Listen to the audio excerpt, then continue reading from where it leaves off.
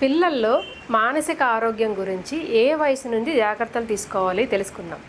First బిడ్డ పుట్టంగానే ఏడుస్తారు. ఆ ఏడుపుకి ఎంతో ఇంపార్టెన్స్ ఉంది. డాక్టర్స్ అయితే బిడ్డ ఏడుస్తుంది, సో ఊపిరితిత్తులు బాగున్నాయి, ఆరోగ్యంగా ఉన్నారు అని చెప్తారనమాట. అక్కడున్న మదర్కి అప్పుడు పడిన నొప్పులన్నీ మర్చిపోయి చాలా హ్యాపీగా ఫీల్ అవుతారు, బయట ఉన్న వాళ్ళందరితో సహా.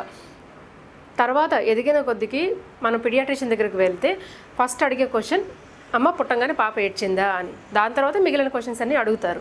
సో అంత ఎక్కువ ఇంపార్టెన్స్ ఉన్న ఏడుపు అనేది యాక్చువల్గా ఏంటి మనం మాట్లాడుకుంటే, మనకు ఏదైనా ఒక నెగిటివ్ థాట్ కానీ ఒక బాధాకరమైన విషయం అనేది గుర్తొస్తే ఫీలింగ్స్ ఎలా ఉంటాయి, బాధగాను భయంగాను ఉంటాయి. దాని తర్వాత బయటకి ఎక్స్ప్రెషన్ అనేది ఏడుపు రూపంలో వస్తుంది. అంటే థాట్స్, ఫీలింగ్స్ అండ్ బిహేవియర్ అప్పుడే మొదలైంది బిడ్డ పుట్టంగానే. సో పుట్టిన దగ్గర నుంచే మానసిక ఎదుగుదల ఎలా ఉంది, దానికి ఎటువంటి జాగ్రత్తలు తీసుకోవాలి అనేది తెలుసుకోవటం చాలా ముఖ్యము. ఇది పెద్ద అయిన తర్వాత పిల్లలు ఎంత స్టేబుల్గా ఉంటారు ఎమోషనల్గా అనే దానికి పునాదిలాగా పనిచేస్తుంది.